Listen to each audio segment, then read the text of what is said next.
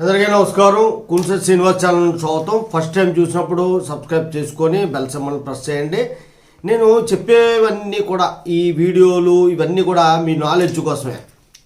మీ భవిష్యత్తుతో పాటుగా మీ పిల్లల భవిష్యత్తు కూడా చాలా బాగుంటుంది. సార్ ఇది మేము గంటల కొలది చూడలేకపోతున్నాం అని చెప్పి చాలామంది చూస్తున్నారు, చాలా తక్కువ చూస్తున్నారు. కానీ ఒక్క విషయాన్ని మీరు గుర్తుపెట్టుకోవాలి, పూర్తిగా వీడియో చూస్తేనే చివరి వరకు చాలా విషయాలు తెలుస్తాయి. ఈరోజు చాలా ఇంపార్టెంట్ విషయం చెప్తాను. గిఫ్ట్ డీడు, వీల్నామా, ఆస్తి బదలాయించడానికి ఏది మంచి ప్రయోగము అని చెప్పి, అంటే గిఫ్ట్ డీడ్ రాస్తే మంచిదా, వీల్నామా రాస్తే మంచిదా అన్న విషయాల్ని నేను చెప్తాను. ఇది కొద్దిగా లెంగ్దీగా ఉంటుంది, ఎందుకంటే మీకు వాటి గురించి చెబుతూ చెప్పాలన్నమాట. అప్పుడు దాంట్లో ఉన్న మంచి చెడ్లు కూడా మీకు తెలుస్తాయి. అలాగ చెప్పకపోతే మీరు ఏం చేస్తే బాగుంటుంది అన్న విషయాన్ని మీకు తెలియదు. అంటే వివరంగా నేను వీల్నామా గురించి చెప్పాను, అది మీకు డిస్క్రిప్షన్ బాక్స్లో లింక్ పెడతాను, అలాగే కామెంట్ బాక్స్లో కూడా లింక్ పెడతాను. వీల్నామాల గురించి, అలాగే గిఫ్ట్ డీడ్ గురించి చెప్పాను, దాని గురించి కూడా లింక్ పెడతాను. అవి చూస్తే మీకు కరెక్ట్ నాలెడ్జ్ వస్తుంది. మీ ఆస్తిని, మీరు సంపాదించినటువంటి ఆస్తిని మీరు మీ తాలూకా భావితరాల వారికి గిఫ్ట్ ద్వారా ఇవ్వాలా, బ్రతికుండగానే గిఫ్ట్ రూపంలో ఇస్తారు. అంటే ఏ రోజైతే గిఫ్ట్ రాశారో ఆ రోజు వాళ్ళకి ఆస్తి ఇచ్చినట్టు ఆ పద్ధతి అది. రెండోది, మరణాంతరం చెందే విధంగా ఇవ్వాలా అనేటువంటిది రెండు విభాగాలుగా ఉంటాయి లాలో. ఒకటి గిఫ్ట్ డీడు, రెండు వీల్నామా. వీల్నామా అనేటువంటిది మరణాంతరం చెందుతుంది. మీకు అన్నీ రాసుకొని క్లియర్గా చెప్తున్నాను. చాలా ఇంపార్టెంట్ ఏంటంటే, వీల్నామా అనేటువంటిది మీరు మరణించిన తరువాత అమల్లోకి వస్తుంది. గిఫ్ట్ డీడ్ అనేది మీరు రాసిన రోజే మీకు అమల్లోకి వస్తుంది. దాని గురించి కూడా వివరిస్తూ మీకు చెప్తాను. రెండుటి గురించి వివరంగా చెప్పడం అనేటువంటిది చాలా కష్టం. అందుకని ఏదో ఒక టాపిక్ తీసుకొని చెప్పారు చాలా ఛానల్స్, నేను కూడా చెప్పాను ముందు వీడియోలో. గిఫ్ట్ డీడ్ గురించి ముందు చెప్తాం. గిఫ్ట్ డీడు అంటే ఏమిటి? ఎలాగంటే భారతీయ కాంట్రాక్ట్ చట్టం ప్రకారం స్వార్జితమైనటువంటి భూమి మాత్రమే గిఫ్ట్ డీడ్లు, వీల్నామాలు ఇలాంటివి రావడానికి వస్తాయి. మా తాతల దగ్గర నుండి నాకు వచ్చినటువంటి ఆస్తిని నేను రాయడానికి అవ్వదు. అది రాయాలంటే మళ్ళీ మేము పంపకం దస్తావేజ్ రాసుకోవడం ఇలాంటి ప్రొసీజర్ ఉంటుంది. నేను ముందు వీడియోలో పెట్టాను, క్లియర్గా తెలుస్తుంది.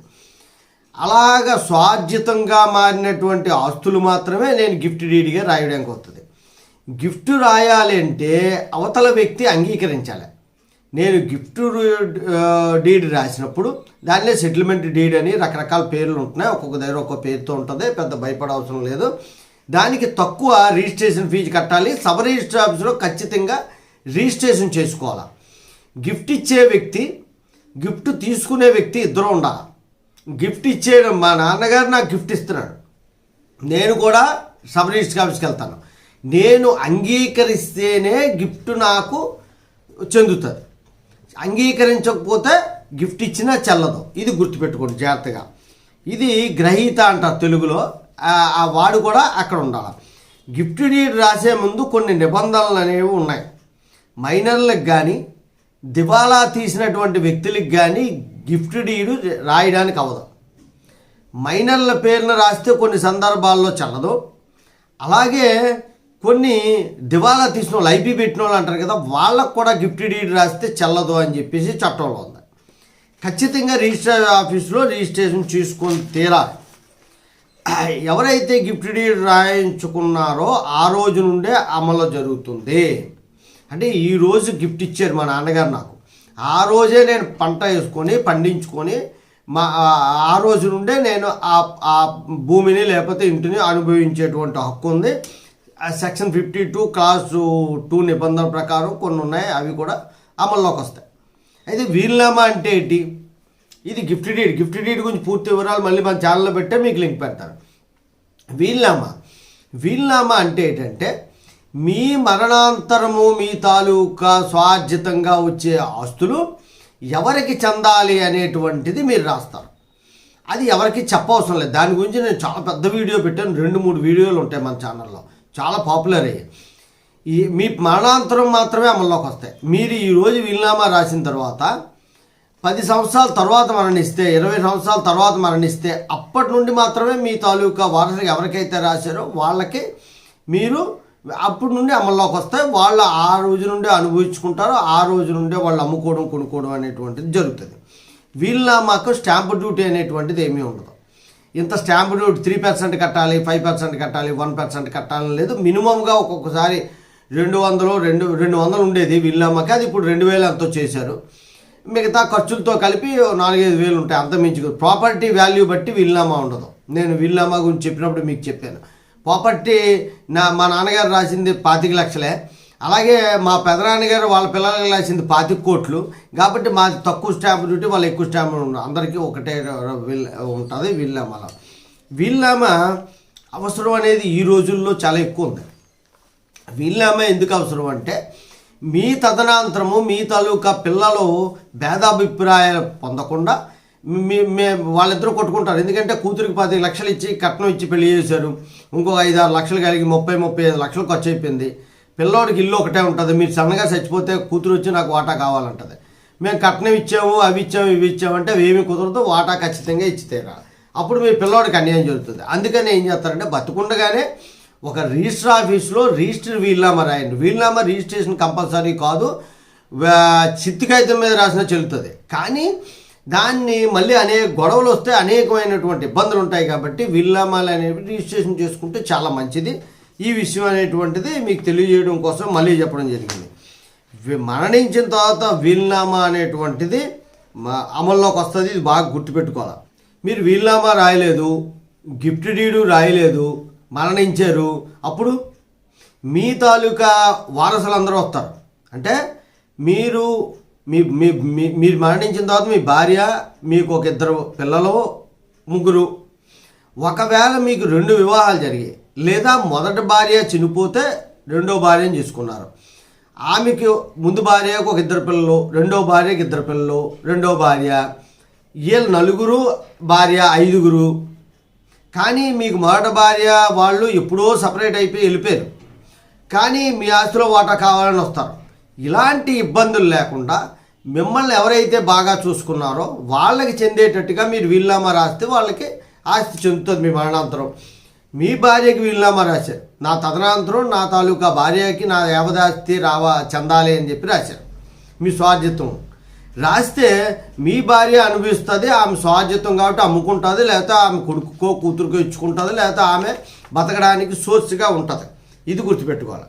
చాలామందికి డౌట్ ఉంటుంది ఏంటంటే వీలునామా రాయిగా మిగిలిన ఆస్తులు అండి. ఇప్పుడు మా నాన్నగారికి 4 ఎకరాల భూమి ఉంది, ఒక 2 సైట్లు ఉన్నాయి, 2 ఇళ్ళు ఉన్నాయి. నాకు కొంత భూమి, సైటు, ఒక ఇల్లు ఇచ్చారు. తర్వాత మా తమ్ముడికి కొంత ఇచ్చారు. కానీ ఒక ఇల్లు ఒక సైట్ అనేది ఎవరికి వీలునామా రాయకుండా అని మరణించారు. ఇప్పుడు ఎలాగా? ఇప్పుడు ఆ ఇల్లు ఎవరికి చెందుతుంది, ఆ సైట్ ఎవరికి చెందుతుంది? ల్యాండ్ అనేది పనిచేసుకున్నాం, ఒక సైట్ అనేది మా తమ్ముడికి ఇచ్చారు, ఒక ఇల్లు మా తమ్ముడికి ఇచ్చారు, ఒక ఇల్లు నాకు ఇచ్చారు, ఇంకొక ఇల్లు ఉంది. ఈ ఇల్లు ఎవరికి ఇవ్వలే, ఆయన సొంతంగా ఉన్నాడు, సొంతంగా ఉండిపోయింది అది. మా అమ్మగారు తదనంతరం మా అమ్మగారు కాలం చేసిన తర్వాత ఆ ఆస్తి అనేటువంటిది మా అన్నదమ్ములు 2 పంచుకోవాలి. ఇప్పుడు ఎలా పంచుకోవాలి? వారసత్వంగా పంచుకోవాలి. ఆ సైటు ఆ ఆస్తి అనేది పూర్వీకుల దాని కింద వస్తుంది. మేమిద్దరం ఏం చేయాలంటే పంపకం దస్తావేజ్ ద్వారా పంచుకోవాలి, అంతే తప్ప మాకెవరికి సంక్రమించదు. ఎందుకంటే వీలునామాలో లేని ఆస్తులు అన్నమాట. వీలునామాలో కొన్ని రాశారు, కొన్ని ఆస్తులు అలాగే ఉన్నాయి, ఆయన పేరు మీద ఉన్నాయి ఇప్పటికీ కూడా. ఇవి ఆయన మరణాంతరం మాకు డైరెక్ట్గా చెందవు. ఎందుకంటే మేమిద్దరం పంచుకోవాలి. నాకు సైటే కావాలని మా తమ్ముడు పేజీ పెట్టి నేను సైటే కావాలి అంటే ఇద్దరం అక్కడ 2 ముక్కలు చేసుకోవాలా, ఇల్లు కూడా 2 ముక్కలు చేసుకోవాలా, సమానంగా పంచుకోవాలా. ఇప్పుడు మీకు ఒక కంక్లూజన్ వచ్చింది అంటే కొంతవరకు అర్థమైంది, పూర్తిగా అర్థమైపోద్ది, మీకు ఏదో బోల్డ్ నాలెడ్జ్ వచ్చేది దానికి. దీంట్లో బోల్డ్ లా ఉంది. మన వీడియోలు చాలా ఉన్నాయి, వీలున్నంత మటుకు డిస్క్రిప్షన్ బాక్స్లో పెడతాను, లేకపోతే మీరు వెనక్కి వెళ్ళి మీరు ఒకసారి చూడండి. దీంట్లో మీరు ఒక లాస్ట్ ఫైనల్ క్వశ్చన్ ఏంటంటే, డౌట్ ఏంటంటే మీకు ఇంతకీ వీలునామా మంచిదా, గిఫ్ట్ మంచిదా సార్, ఇంత ఉపన్యాసం బాగానే చెప్పారు అని ఉంటుంది. గిఫ్ట్ డీడ్ మంచిదా, వీలునామా మంచిదా అన్నది కూడా మీకు చెప్పేస్తాను. లాస్ట్ పేర జాగ్రత్తగా ఆలకించండి. గిఫ్ట్ రాసామనుకోండి, మీకు మీ పిల్లలు చూడవలసిన భారం ఏం లేదు. భర్తకి అదే మా నాన్నగారికి ఫంక్షన్ వచ్చేది. ఆయన మరణాంతరం మా అమ్మగారికి వస్తుంది. ఆవిడకి బతకడానికి ఇబ్బంది లేదు, ఇల్లు ఉంది, బతకడానికి ఇబ్బంది లేదు, ఏదో ఆస్తి ఉంది. ఆస్తి అంతా నాన్నగారు ఏం చేశారంటే గిఫ్ట్ రాశారు మా అన్నదమ్ములకి. నా పేరున ఆయన పేరున ఎప్పుడైతే గిఫ్ట్ డీడ్ రాశారో మేము అమ్మేసుకుంటాం, మేము ఇల్లులు కట్టేసుకుంటాం, లోన్ తెచ్చుకుంటాం, మా ఇష్టం వచ్చినట్టు చేసుకుంటాం. ఆ ఆస్తితో మా నాన్నగారికి సంబంధం ఉండదు, ఇంకా మా అమ్మగారికి సంబంధం ఉండదు. ఎందుకంటే మా నాన్నగారి ఆస్తి కంటే మాకు రాశారు, మా అమ్మగారికి కూడా సంబంధం ఉండదు. మా అమ్మగారికి బతకడానికి నాన్నగారు ఫంక్షన్ వస్తుంది మా అమ్మగారు బతికుంటే, కాబట్టి ఇబ్బంది లేదు. నాన్నగారు ఒకవేళ కాలం చేసినా మా అమ్మగారికి ఫంక్షన్ వస్తుంది కాబట్టి ఆమెకు వచ్చిన ఫంక్షన్తో ఆమె బతుకుతుంది కాబట్టి మాకు ఇబ్బంది లేదు, ఆమెకి ఇబ్బంది లేదు. మా నాన్నగారు ఏం చేశారంటే గిఫ్ట్ రాశారు. ఒకవేళ మా నాన్నగారు గవర్నమెంట్ ఉద్యోగం కాదు, ప్రైవేట్ ఉద్యోగం, ఇల్లు ఒక్కటే ఉంది, నా భార్య గిఫ్ట్ రాసేస్తే నాకు రేపొద్దున నేను మా నాన్నని మా అమ్మని ఇంట్లోంచి వెళ్ళిపోమంటే చాలా ప్రమాదం. అందుకు ఇంకొకటి కూడా ఉంది, సీనియర్ సిటిజన్స్ యాక్ట్ 2007 అని మొన్న ఒక వీడియో పెట్టాను. దీని ముందే పెట్టాను, ఎవరో చూడలే, తక్కువ మంది చూశారు. నాకు ఆశ్చర్యంగా అనిపిస్తుంది. లా చెప్తే చాలా తక్కువ మంది చూస్తారు, అసహ్యమైనవి చెప్తే చాలా ఎక్కువ మంది చూస్తారు అని చెప్పేసి, అందుకే పూర్తిగా చివరి వరకు వీడియో చూడమనేది. ఆ సిటిజన్షిప్ యాక్ట్ ప్రకారం తల్లిదండ్రులను చూడకపోతే పిల్లల్ని ఆ ఇల్లు ఖాళీ చేసి తగిలివచ్చు గిఫ్ట్ డీడ్ రాసినప్పటికీ కూడా. అలాంటి కండిషన్ పెట్టుకొని ఆ రకంగా కూడా ఈ రోజుల్లో చట్టాలు అనేవి చేయడం జరిగింది. కానీ ఇటువంటి కండిషన్ లేకపోతే మాత్రం మీరు గిఫ్ట్ ఒక్కసారి రాసేస్తే మీకు తిరిగి రాదు. గిఫ్ట్ కెనాట్ బి రివోక్డ్, మళ్ళీ మీరు తిరిగి తెచ్చుకోలేరు ఆస్తి. మీకు ఎటువంటి ఆధారం లేనప్పుడు మీ ఆస్తులు మీ దగ్గరే ఉంచుకొని మీ మరణాంతరము పిల్లలకి చెందే విధంగా రాయాలంటే వీలునామా పెట్టారు. వీలునామా మా తండ్రి గారు ఏం చేశారు, మా తల్లిగారికి రాశారు. మా తల్లి ఉన్నంతకాలం మా తల్లి అనుభవించి పూర్తి హక్కులతో ఆమె అనుభవించి ఆమె తదనంతరం మాత్రమే మా ఇద్దరు అన్నదమ్ములకు చెందే విధంగా కానీ రాస్తే మేము ఏమీ చేయలేం. మా తల్లిగారు మరణించిన తర్వాత అప్పుడు మాత్రమే మాకు మా తమ్ముడికి సంక్రమిస్తాయి ఆస్తులు. నాకు ఏవైతే కేటాయించారో అవి నేను అనుభవించడానికి హక్కు, అనుభవం, అమ్ముకోవడం ఇలాంటివి చేస్తాం. అలాగే మా తమ్ముడు ఎవరైతే ఉన్నారో ఆయనకి కేటాయించినటువంటి వీలునామాలో కేటాయించినటువంటి ఆస్తులు ఆయన అమ్ముకోవడానికి, ఆయనకి ఇల్లు కట్టుకోవడానికి, లోన్ తెచ్చుకోవడానికి అర్హుడు అవుతాడు.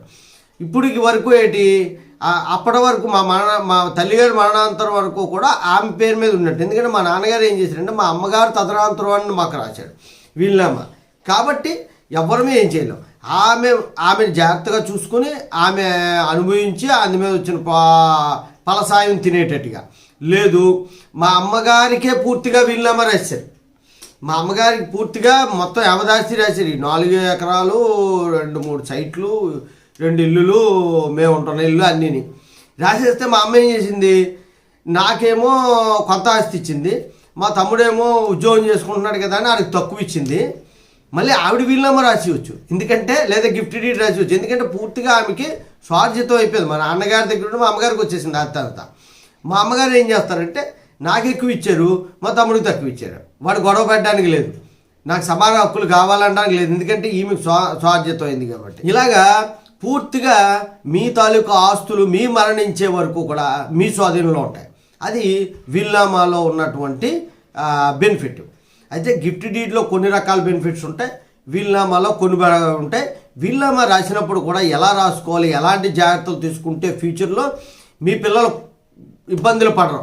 ఇది రాయలేదండి, తప్పుడు వీలునామా అండి, మా అమ్మగారికి బాగోలేనప్పుడు రాయించారండి, ఇలాంటి రకరకాల కేసులు, దొంగ వీలునామాలు పట్టుకురావడం. మా అమ్మగారి సంతకం సరిగ్గా ఉండదు, ఆమె చదువుకోలేదు పెద్దగా కాబట్టి. మా నాన్నగారు చదువుకున్నారు కాబట్టి ఆయన సంతకం మనం పెట్టలేము. మా అమ్మగారి సంతకం పెట్టేసి లేదు నేనే చూశానండి లాస్ట్లోనే నాకు మొత్తం ఆస్తి అంతా రాసిందని మా తమ్ముడు దొంగ సంతకం పెట్టి ఒక కాగితం పట్టుకొచ్చాడు అనుకుంటే అప్పుడు మళ్ళీ కోర్టులో గొడవలో ఈ ప్రూవ్ చేసుకొని అంతా ఇబ్బందులు పడతాయి. అందుకే వీలునామా రిజిస్ట్రేషన్ చేయించుకొని రాసినప్పుడే చాలా జాగ్రత్తగా రాసుకుని అంటే నీకు ఎటువంటి ఇబ్బంది ఉండదు. ఇంకో టెక్నిక్ కూడా ఉంది, ఇంకో విషయం కూడా మీకు చెప్పాలి, ఇది కూడా లా పాయింటే. ఏంటంటే మా అమ్మగారు నాకు ఆస్తి రాశారు, మా తమ్ముడికి చాలా కొద్దిగా రాశారు. వాడు ఏం చేశాడంటే మా అమ్మగారిని చూడలేదు, ఎందుకంటే ఎక్కువ ఆస్తి అంతా మా అన్నయ్యకి ఇచ్చాడు, నాకేమో ఇది ఇచ్చాడని వాడు వేరేగా వెళ్ళిపోయాడు, మా అమ్మగారిని పట్టించుకోలే. నేను కొంతకాలం చూశాను, ఎందుకంటే నాకు ఎక్కువ రాసింది కదా ఆస్తి వీలునామాలో, ఈ ఆస్తి ఎక్కువ రాసిందని కొంతకాలం చూసిన తర్వాత నేను చూడటం మానేశాను. చూడటం మానేస్తే అప్పుడు మా అమ్మగారు ఏం చేస్తారంటే ఈ ఆస్తులు ఆవిడకి నచ్చింది ఒక సైట్ని అమ్మేసుకుంటుంది, ఒక 20 లక్షలకు 30 లక్షలకు. ఆవిడ చక్కగా ఇండివిజువల్గా బతుకుతుంది. నాకు వీలునామా రాసావు కదా, నువ్వెందుకు అమ్ముకున్నావు అంటే కుదరదు, మళ్ళీ వీలునామా కొత్తగా రాస్తుంది. నీకు ఆ వీలునామాను రద్దుపరుచుకుంటున్నాను, నీకు 4 ఎకరాలు 2 ఎకరాలు కాదు, నీకు ఎకరమే ఇస్తాను, 3 ఎకరాలు తమ్ముడికి ఇస్తాను, సైట్ ఏమో నేను అమ్మేసుకుంటాను, మిగిలిన ఆస్తులు మాత్రమే మీ ఇద్దరికి ఇస్తానని చెప్పేసి ఆవిడ అమ్మేసుకోవచ్చు. అప్పుడు మనం ఏం చేయలేం. అలాంటి సదుపాయాలు వీలునామాలో ఉంటాయి. గిఫ్ట్ డీడ్లో అయితే పూర్తిగా మీరు ఎవరికి ఇద్దాం అనుకుంటున్నారో వాళ్ళకి ఇచ్చేయడానికి నిర్ణయించుకుంటే గిఫ్ట్ రిజిస్ట్రేషన్ చేయండి. గిఫ్ట్ క్యాన్సిల్ చేయడం అనేటువంటిది చాలా అరుదైన విషయం, చాలా కష్టం. అది దాంట్లో కండిషన్స్ అవి రాసుకోవాలి, ఆ కండిషన్స్ కూడా లా ప్రకారం ఉండాలి తప్ప మీ ఇష్టం వచ్చిన కండిషన్స్ ఉంటే అవి అప్లై కాదు. కాబట్టి వీడియో అర్థం కాకపోతే మళ్ళీ ఒకసారి చూడండి. ఎందుకంటే ఫ్యూచర్లో మీరు మరణించిన తర్వాత మీ పిల్లలు కొట్టుకు చావకూడదు. మీరు ఎంత ఉందాగా బతికారో, ఎంత ఉందాగా ఆస్తులు సంపాదించుకున్నారో, మీ పిల్లలు కూడా ఆస్తులు అంతే హుందాగా అనుభవించాలి. ఎందుకు చెప్తున్నాను అంటే ఇలాగ వీలునామా గిఫ్ట్ల ద్వారా వచ్చినటువంటి ఆస్తులు వాళ్ళకి స్వార్జితం అయిపోతాయి. వాళ్ళు ఏమన్నా చేసుకోవచ్చు, ఆస్తిని అమ్ముకోవచ్చు, లోన్ తెచ్చుకోవచ్చు, ఏమి భయపడకుండా చేసుకోవచ్చు.